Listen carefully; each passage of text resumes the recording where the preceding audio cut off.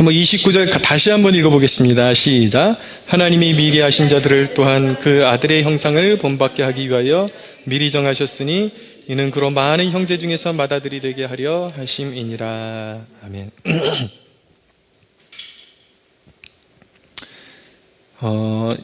이 설교가 사실은 이렇게 영혼의 거듭남 그리고 회심을 경험하지 못하면 굉장히 딱딱하게 느껴지고 어렵게 느껴질 수가 있습니다. 그런데 우리가 회심을 경험하고 나면 우리가 나누는 그 말씀 한마디 한마디가 너무 정금과 같다라는 것을 깨닫게 되고 그 주제가 하나님의 영광에 가까울수록 우리의 심장이 확 뛰게 됩니다. 제가 처음에 20대 중반에 회심을 경험하고 제 심장을 무한하게 뛰게 만들었던 주제가 바로 오늘 나눌 주제의 말씀입니다. 보세요. 29절에 보면 하나님이 미리 하신 자들을 이라고 말씀하고 있어요. 자, 이게 우리 구원의 신비인 것입니다. 마치 누군가에게 전도돼서 온 것 같고 그리고 내 결단으로 하나님 앞에 나온 것 같지만 그 구원의 선행 조건이 나의 의지에 있는 것이 아니라 하나님의 택하심에 있었다. 그러니까 내가 하나님을 알기 전에 하나님이 나를 알고 계셨고 내 이름을 생명책에 기록하시고 부르신 것이다. 이것을 예정이라고 그러거든요. 예정하셨다. 하나님이 미리 하신 자들을 부르신 것이다 라고 말씀하고 있는 것입니다. 그래서 이 예정론은 사실 신학계에서 굉장히 논쟁거리가 되고 있습니다. 근데 여기서 그런 논쟁거리를 다룰 이유가 없어요. 왜냐하면 이 예정이라는 것은 논쟁을 위한 주제가 아니라 우리를 향한 측량할 수 없는 하나님의 은혜에 무릎 꿇게 만드는 주제이기 때문인 것입니다. 에베소서에 보면은 어떻게 교회가 생겨나고 어떻게 예수 믿는 자가 생겨나는가 그 비밀에 대해서 이렇게 풀어놓고 있습니다.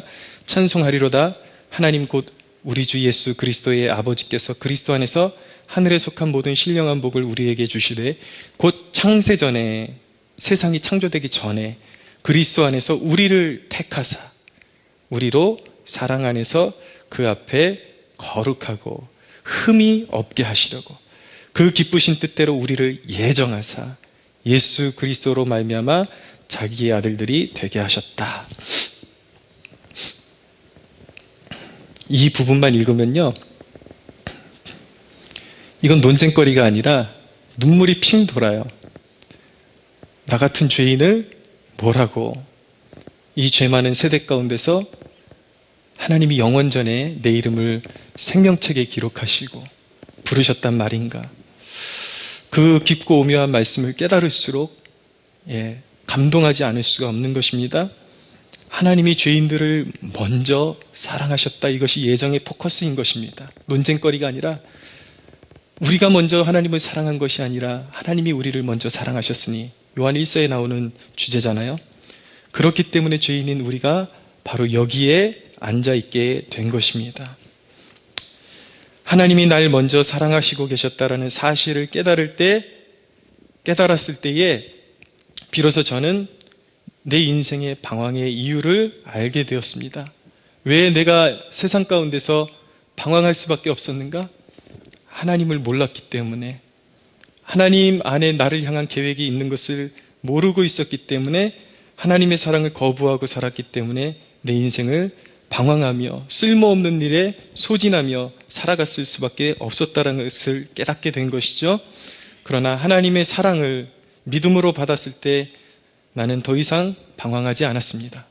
그러니까 우리 인생에 어려운 일이 없다라는 것이 아니라 목적 없이 방향 없이 방탕한 삶을 사는 일을 하나님의 사랑을 깨달았을 때에 이제 멈추게 되었고 하나님의 영광을 위한 삶에 하루하루를 다름질하는 삶을 살아오게 되었다는 것을 고백하고 있는 것이죠.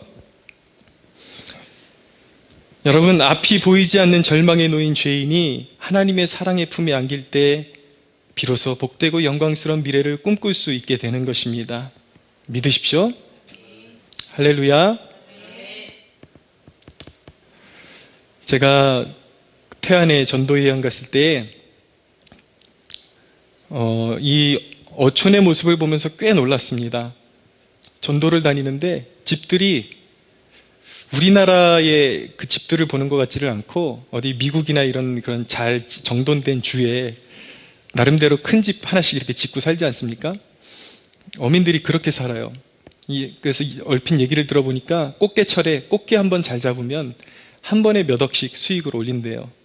그러니까 집들이 어마어마하고요. 엄청, 그리고 들어가면 뭐 텔레비전도 그냥 작은 거 놓고 보는 집이 없습니다. 극장 같은 그런 분위기의 그런 텔레비들 놓고, 그거에 첫 번째 놀랐고요. 와, 정말 어촌이 잘 사는구나 라는 거에, 생각보다 잘 사는구나 라는 것을 놀랐고, 또 하나 놀란 것은 무엇이냐면 집집마다 전도를 하러 다니는데 안 아픈 사람이 없어요. 다 골골하고, 제가 죽음 직전에 놓이신 분들을 몇 분을 보게 되었고,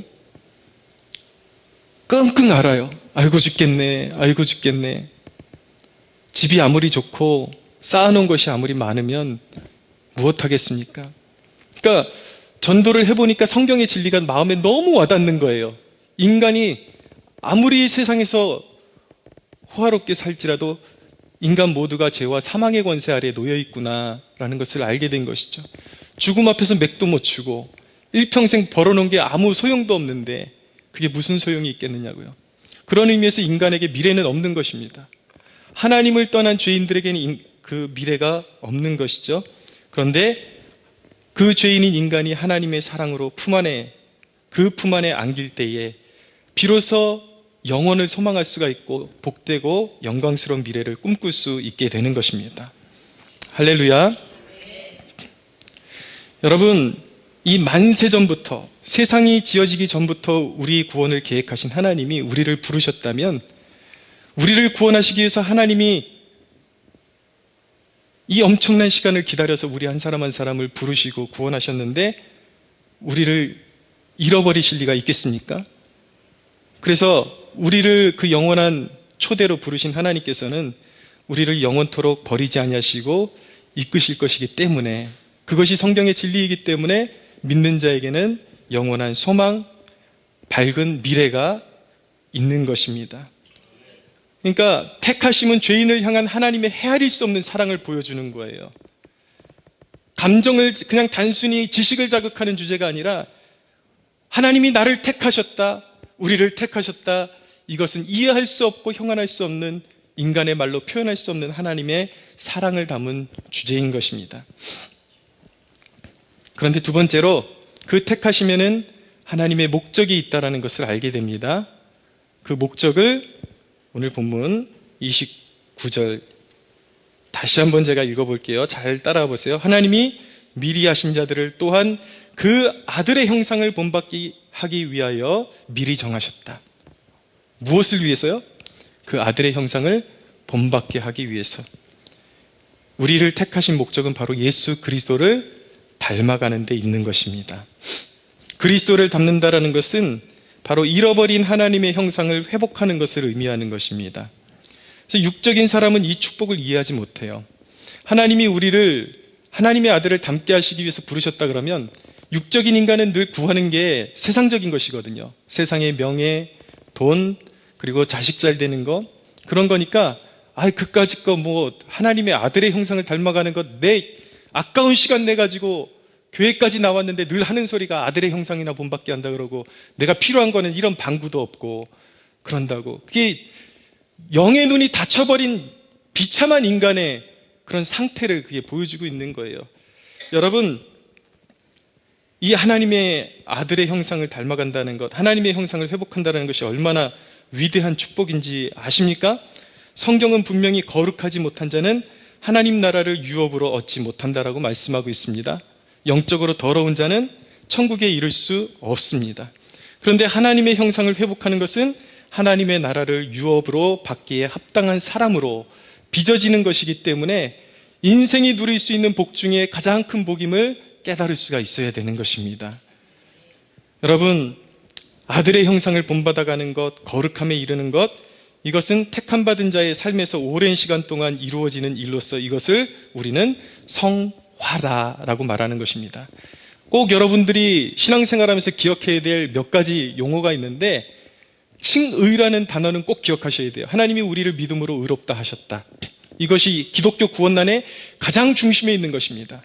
그리고 또 하나는 무엇이냐면 성화라는 단어를 기억하셔야 돼요. 성화는 무엇입니까? 하나님이 죄인들을 부르셔서 그 아들의 형상을 닮아가는 과정으로 인도하시는 그 과정, 그것을 성화다라고 말하는 것입니다. 그러니까 우리를 부르신 목적은 성화에 있다. 성화되는 것을 하나님이 원하시고 성화된 백성이 비로소 천국에 이르게 된다. 할렐루야. 여러분, 예수님은 하나님의 본체로서 요한복음 14장 9절에 이렇게 말씀하셨습니다. 나를 본 자는 아버지를 보았다라고 말씀하셨어요. 그러므로 예수 그리스도를 닮아가는 것이 하나님의 형상을 회복하는 일인 것입니다. 근데 우리가 꼭 기억해야 하는 것은 예수 닮는 게 뭐냐를 제대로 알아야 돼요. 여러분, 예수 닮는 일에 대한 오해도 있습니다. 통상 진보주의 신학을 한 사람들은 예수님 닮는 것을 뭐라고 정의를 하냐면 가난한 자를 돕는 것이다, 그리고 약자의 편에 서는 것이다 라고 그렇게 주장을 하기 때문에 안타깝게도 그들은 이것을 영적으로 접근하지 못하고 사상적으로 접근을 하기 때문에 결국 어디까지 이르게 되냐면 가난한 자에게 공평하게 나눠주고 이런 사상들을 사상화시켜서 그들은 믿음이라고 믿고 있기 때문에 결국 안타깝게도 그들은 공산주의 사상까지 포용하기에 이르게 되는 것입니다. 그래서 오늘날 교회 안에서 진보주의 신학에 물든 사람들은 이상하게 그 사회주의, 공산주의자들을 너무나도 친근하게 여기고 옹호하고 이런 역사들이, 이런 일들이 교회 안에서 비일비재하게 일어나게 되는 것입니다. 그들에게 가난한 자를 돕는 것은, 여러분, 가난한 자를 돕는다라는 이 명제 자체는 나쁜 것이 아니죠. 근데 그것이 사상화될 때 그것이 문제가 되는 것입니다. 그들에게 가난한 자를 돕는 것은 공산주의의 배급사상과 비슷합니다. 흡사합니다. 그래서 대부분 그들에게 있는 자, 기업을 일구는 자들은 굉장히 적대시하는 마음을 가지고 있고 나라가 백성을 먹여 살려야 된다는 사상을 굉장히 깊게 가지고 있는 거예요. 그래서 이 진보주의 신앙인 사상과 오늘날의 진보주의 정치인들의 사상이 잘 맞아 떨어지기 때문에 오늘날 그런 진보주의 신앙을 가진 사람들은 희한하게도 진보주의 정치인들을 지지하는 경향이 굉장히 강합니다. 그런데 여러분, 오늘날 진보주의 정치자들이 진정으로 가난한 자를 생각하고 진정으로 나라를 생각하는 마음을 가지고 있다라고 말할 수 있는가? 여러분, 이 배급사상을 우리 민주주의에서 잘 포장해서 만든 용어가 바로 복지라는 용어입니다. 복지. 그러니까 이 진보주의 정치가들은 복지 정책을 표를 끌어모으는 표퓰리즘의 전략의 도구쯤으로 사용하고 있는 거예요. 진정으로 가난한 사람을 돕는 것이라면 누가 뭐라 그러겠습니까? 근데 그들이 하는 짓이 항상 노동운동 같은 데 몸담고 신앙의 이름으로 데모하는 데 쫓아다니면서 사람들 선동하고, 오늘날 여러분 노동운동하는 사람들, 진정으로 밑바닥에서 일하는 사람, 노동자들이 혜택을 본다 그러면 그건 괜찮은 거예요. 그러나 오늘날 노동운동의 문제는 무엇입니까? 귀족 노조들의 배를 불려주는 데 앞장서고 있다는 거예요. 제가 최근에 일을 해보니까 평범한 사람들이 한 달에 150만 원, 200만 원 버는 것도 버겁습니다. 근데 이 귀족 노조에 속한 노동자들은 1년에 억대의 연봉을 넘게 받으면서도 다호다호 하는 거예요. 우리가 약자들이다, 우리가 약자들이다. 그런데 이 진보주의 신앙에 물든 사람들은 약자의 편이 되어야 된다는 빌미를 가지고 나라를 어지럽게 하고, 그렇게 자신들의 배만 불리는 노조 세력에 함께 야합해서 나라를 어지럽게 하고, 오히려 가난한 자들은 계속해서 등한시되고, 이런 악조건이 계속해서 반복되고 있게 되는 것이죠. 여러분, 정치인들의 포퓰리즘에 속지 마십시오. 가난한 자들이, 진정으로 가난한 자들을 도와야 하는데, 여러분, 오늘날 정치인들이 복지정책을 펴는 꼬락선 일을 보십시오. 멀쩡한 청년들에게 돈을 다 퍼준다 그러죠. 정말 가난한 사람들이 아니라 조금만 표만 얻을 수 있으면 다 돈을 풀겠다 그래요. 심지어는 집장촌에서 일하는 여인들까지 불쌍하다고 그냥 다 돈을 퍼주겠다 그러고, 이래도 돈 주겠다, 저래도 돈 주겠다. 여러분, 그것이 나라가 잘 사는 길이 아니라는 것입니다. 나라가 가난해지는 길인 것이죠. 결국 나라의 국고가 고갈되면 결국 자신의 몸을 나라에 종속시키고 종노릇할 수밖에 없는 거짓 신세가 되는 것입니다. 그런데 오늘날 진보 신앙인들이 그런데 앞장서고 있다는 거예요. 왜 그렇습니까? 예수님 닮는 일을 잘못 오해하고 있기 때문인 것입니다. 예수님 닮는다라는 것은 그런 사상적인 이야기를 하고 있는 것이 아닌 것이에요. 자, 이런 오해가 있고, 예수님 닮는 것에 대한 또 한 가지 오해가 있는데, 어떤 사람들은 예수님 닮는다라는 것을 예수님의 겉모양을 닮는 것으로 오해하기도 합니다. 그러니까 예수님 닮으면 다 똑같은 모양으로 변해야 된다라고 믿고 있는 사람들이 있어요. 말수도 적어야 되고. 여러분들 스스로에게 자문해 보십시오. 거룩한 사람 하면 어떤 사람이 떠오릅니까? 말 적게 하고, 뭔가 여성처럼 다소곳하고, 이런 사람들이 거룩한 사람으로 그렇게 오해받고 있단 말이에요. 근데 제가 어떤 강의를 들어보니까 우리나라 대학가 운동에 이 북한의 주체사상 그 운동을 대학생들에게 심어주는 그런 운동이 있었는데, 그것을 주사파 운동이라고 합니다. 근데 이 주사파 운동의 거장 중에 김영환이라는 사람이 있어요. 근데 여러분, 제가 들어보니까 이 김영환이라는 사람이 인품이요, 대단하다고 합니다. 그 성품이 얼마나 좋은지. 그래서 이 주사파 세력들 가운데는 딱 3명만 완벽하게 갖춰져도 나라를 뒤집을 수 있고 혁명을 완수할 수 있다라고 그렇게 그들은 이야기한다고 해요. 그들이 3개를 갖추면 나라를 정복할 수 있다라고 믿고 있는데, 하나는 성품 좋은 리더만 있으면 된다. 또 하나는 선동가, 또 하나는 전략가. 이 3명만 있으면 나라를 속이고 사람들의 마음을 뺏어서 공산주의 세상으로 바꿀 수 있다라고 그들이 믿고 있다라는 것이죠. 근데 이 김영환이라는 사람이 그렇게 존경받는 이유가 성품이, 돈도 탐내지 않고요, 그렇다라는 거예요. 그런데 여러분, 왜 그들이 위험한 것입니까? 왜 그 주체 사상이 위험한 것입니까? 아무리 성품이 좋아 보여도 그 사상 자체가 세상 가운데 표현될 때에, 여러분, 이 세상에 공산주의가 휩쓸고 간 나라들을 보십시오. 수백만 명, 수천만 명이 학살되는 일은 예사롭지 않은 것입니다. 그런 살인과 광기가 있는 것이 바로 그런 주체 사상의 그런 뿌리란 말이에요. 근데 사람들이 속고 있는 거예요.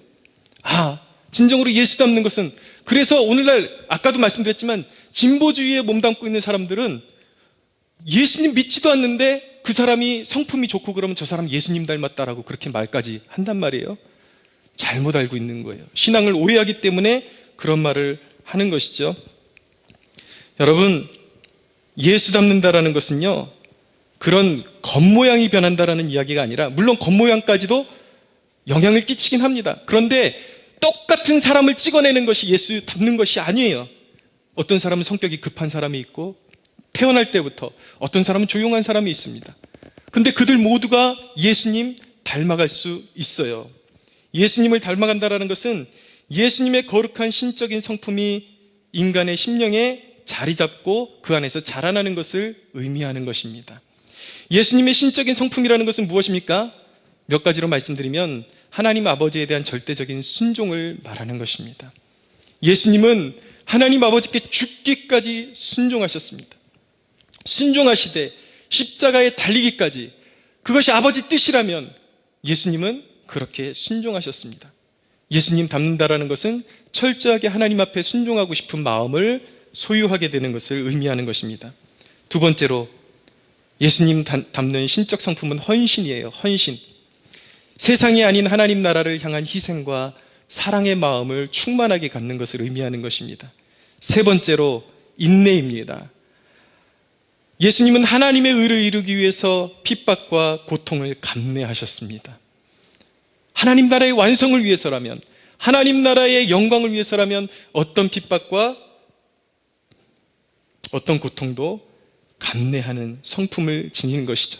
네 번째는 사랑입니다. 주님의 사랑은 단순히 감정적인 표현이 아니라 말로만 사랑한다, 사랑한다 그러면서 쫓아다니는 것이 아니라 끝까지 포기하지 않는 사랑. 제자들을 사랑하시되 끝까지 자기 생명을 내어주시면서까지 포기하지 않고 사랑하신 사랑, 포기하지 않는 사랑, 그것이 주님의 성품인 것이죠. 다섯 번째는 절제입니다. 하나님 나라를 이루기 위해서라면 이 세상 것에 함몰되지 않는 것, 이 세상의 즐거움에 빠져들지 않는 것, 그것을 말하는 것입니다. 여섯 번째는 희생입니다. 자신을 생명의 미랄로 내어주기를 기뻐하는 성품, 하나님의 영광을 위해서 영혼 살리는 일이라면 기꺼이 내 자신을 썩어지는 미랄로 드릴 수 있는 그 마음, 그것이 바로 예수님의 마음이요 예수님의 성품인 것입니다. 더 파생시킬 수 있지만 제가 지금 대략 6가지를 말씀드렸는데 예수님의 신적 성품을, 이것을 한마디로 요약하면 무엇이라고 말하냐면 거룩이라고 말하는 것입니다. 이 거룩이 내 안에서 점점 온전해지는 과정을 바로 성화라고 하는 것입니다. 이것을 좀 다르게 표현한 구절이 어디냐면 갈라디아서에 나오고 있어요. 갈라디아서 5장 22절에 보면은 오직 성령의 열매는 사랑과 희락과 화평과 오래 참음과 자비와 양성과 충성과 온유와 절제니 이 같은 것을 금지할 법이 없느니라 라고 말씀하고 있는 것입니다. 여러분, 18세기에 영국의 부흥운동을 이끌었던 위대한 하나님의 사람이 누구였냐면 존 웨슬리라는 사람이었습니다. 그런데 그를 가까이에서 봤던 사람들의 고백은 무엇이냐면 그는 위대한 하나님의 사람이었음에도 불구하고 굉장히 성격이 까다로운 사람이었어요. 냉철하고 냉소적이고 때로는 다른 사람들 앞에서 좀 우월감을 내세우는 듯한 그런 태도를 가지고 있는 사람이었습니다. 그런데 여러분, 그러면 그는 거룩한 사람이 아니었는가? 사랑의 사람이 아니었는가? 겉으로 보기에는 타고난 성품이 그래서 주님의 형상을 담지 못한 것처럼 보일 수 있었지만 존 웨슬레는 분명한 하나님의 사람이었고 거룩한 사람이었습니다. 왜인지 아십니까? 그는 겉으로 보기에는 그런 냉철한 성격을 가졌지만 영혼을 향한 뜨거운 사랑을 가지고 매일매일마다 말을 타고 잃어버린 영혼들을 찾기 위해서 전도 여행을 다녔는데 그의 일평생 전도 여행을 말을 타고 다닌 거리를 합산하면 지구를 10바퀴를 돌고도 남는 그런 거리를 그가 말로 뛰어다니면서 잃어버린 영혼을 찾아서 하나님의 말씀을 전하고 예수 그리스도의 복음을 전하는 그러한 메신저의 역할을 했기 때문에 그는 하나님의 사람이요, 그는 그의 마음 가운데 한 영혼을 향한 불타는 심장을 가진 사랑의 사람이었던 것이 분명한 것입니다.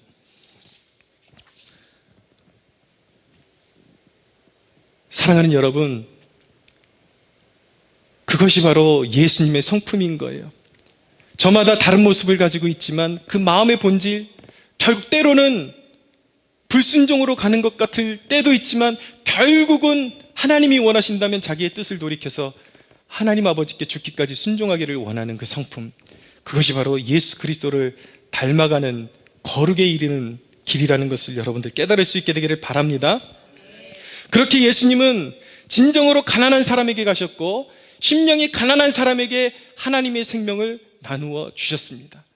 그래서 진정으로 거룩한 사람, 진정으로 예수님 닮은 사람은 그런 사상에 젖은 그런 관념에 의해서가 아니라 그 심령 가운데 진정으로 영혼을 사랑하는 마음이 너무나도 뜨겁기 때문에 진정으로 가난한 사람, 진정으로 심령이 절박하고 위기에 있고 가난한 사람을 보면 긍휼의 마음이 그 심령 가운데서 일어나서 찾아가서 하나님의 사랑을 전해줄 수밖에 없는 것입니다.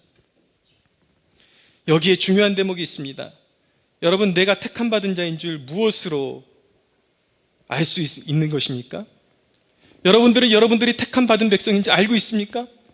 여러분들이 택함 받은 백성이라는 것을 여러분들 어떻게 알 수가 있다고 생각하십니까? 여기에 바로 그 대답이 있습니다. 제가 말씀드린 이 거룩함, 예수님을 닮아가고자 하는 그 갈망.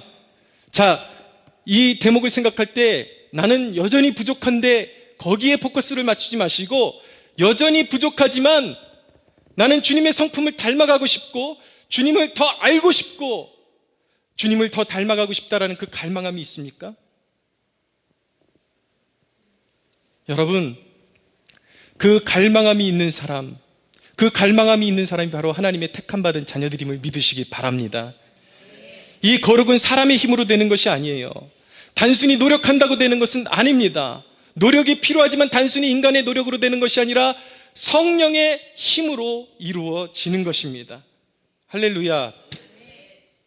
그래서 여러분, 회심하는 역사가 필요한 거예요. 내가 정말 예수 그리스도를 구주로 영접하고 내 삶을 주님께 드리게 될 때에 정말 내가 하나님의 사람임을 인식하게 되는 순간부터 그 회심한 영혼에게 이 거룩함의 역사, 성화의 역사는 시작되게 되는 것입니다. 그래서 여러분들이 여러분들 자신을 돌아볼 때에 이 거룩함에 이루고자 하는 갈망이 없다면 여러분들 하나님 앞에 간구할 수 있게 되기를 바랍니다. 내가 하나님의 자녀 되기를 원합니다. 예수님을 닮고 싶은 마음이 내 심령 가운데서 우러나오기를 원하나이다. 내 삶을 변화시켜 주시옵소서. 여러분, 제가 지금 말씀드린 존 웨슬리는 88세의 생을 마감한 사람이었는데 88세가 되도록 강건해져서 강건함을 잃지 아니하고 말을 타고 귀한 영혼들이 있는 곳마다 끝까지 여행을 하면서 복음을 전했던 사람이었습니다. 그는 인생의 말기를 지내면서도 그는 그렇게 기도했다고 합니다. 하나님, 나로 무익한 인생이 되지 말게 하옵소서. 내가 죽는 날까지 하나님 앞에 쓰임받게 하여 주옵소서. 그것이 바로 존 웨슬리의 기도였다고 하는 것입니다. 사랑하는 여러분, 여러분들을 예수님의 이름으로 강권합니다. 하나님 앞에 무익한 자가 되지 마십시오. 할렐루야. 여러분, 그런 소망을 가지십시오. 거룩함으로 세상에 하나님의 영광을 나타내는 삶을 살게 해달라고 하나님 앞에 기도할 수 있게 되기를 바랍니다. 여러분, 세상을 사랑하는 자는 마지막 날의 심판의 불에 소멸되게 될 것입니다. 영원히 꺼지지 않는 지옥의 불 속에서 영원토록 나오지 못하게 될 것입니다. 여러분, 성화되는 것, 거룩하게 되는 것, 예수님의 형상을 닮아가는 것은 선택사항이 아니에요. 우리 안에 예수님의 형상을 잃어버리고 예수님의 형상이 없으면 그것은 하나님의 자녀가 아니라는 증거이기 때문에 영원히 지옥에 갈 수밖에 없는 것입니다. 우리가 진정한 그리스도인이라면 예수 닮기를 소망해야 하는 거예요. 우리가 진정으로 천국의 백성이라면 하나님의 형상을 회복하기를 소망해야 하는 것입니다. 우리가 진정으로 하나님의 백성이라면 죽는 날까지 우리의 인생이 무익하게 되지 않고 하나님의 손에 붙들려 쓰임받기를 갈구하고 간구해야 하는 것입니다. 할렐루야. 여러분, 세상을 사랑하는 자는 영원한 불에 들어가게 될 것이지만 거룩한 하나님의 자녀들은 천국에서 영원히 살게 될 것입니다. 세 번째로, 우리가 하나님께 기꺼이 삶을 맡겨드릴 수 있는 이유는 그분이 우리의 인생의 로드맵을 쥐고 계시기 때문인 것입니다. 오늘 본문 30절을 보세요. 같이 한번 읽어볼까요? 시작. 또 미리 정하신 그들을 또한 부르시고 부르신 그들을 또한 의롭다 하시고 의롭다 하신 그들을 또한 영화롭게 하셨느니라. 아멘.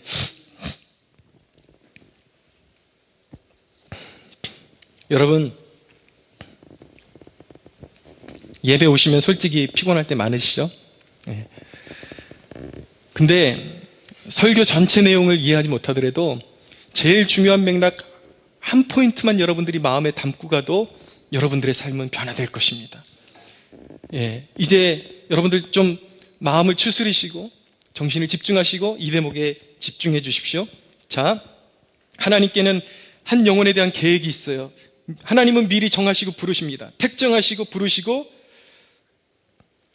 그들이 예수 그리스도를 믿을 때 의롭다 하시고 의롭다 하신 그들을 성화의 과정을 거쳐서 영화롭게 하십니다.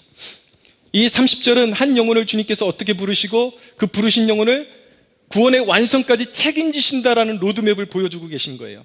하나님이 부르신 사람은 반드시 의롭다함을 받게 돼 있고 성화에 이르게 돼 있고 영원한 천국에 이르는 영화에 이를 수밖에 없는 사람들인 것입니다. 믿으십시오. 여러분이 하나님의 부르심에 응답한다면 그 순간 바로 이 영원하신 하나님의 계획 안으로 들어오게 되어 있는 것입니다. 여러분, 하나님이 여러분들에게 인생의 고통을 주실 때가 있습니다. 그 고통을 허락하신 이유가 무엇인지 아십니까? 이 영원한 계획 속으로 여러분을 초대하기 위해서 여러분들에게 고통을 허락하시는 것입니다. 그렇기 때문에 택함받은 백성에게 주어지는 고통은 길지 않습니다. 반드시 하나님의 회복이 있게 될 것입니다. 할렐루야. 왜 하나님께서 인생에게 고통을 잠시 허락하시는가? 우리가 보통의 사람들은 하나님이 그 고통을 허락하시기 전에는 하나님의 줄을, 생명의 줄을 붙잡지 않아요. 그래서 인간이 끝까지 붙잡고 있는 그 썩은 동아줄을 하나님이 그 영혼을 구원해내시기 위해서 일순간 잘라버리시는 것입니다. 그러나 그것이 불행 같지만 영적으로 보면 놀라운 축복이라는 사실을 눈뜰 수 있게 되기를 바랍니다. 여러분, 회복의 길은 무엇입니까? 진정한 인간 회복의 길은 어디에 있는 것입니까?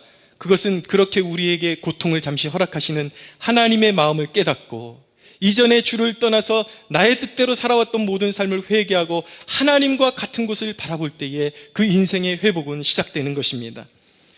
사랑하는 여러분, 하나님의 계획은 실패가 없으십니다.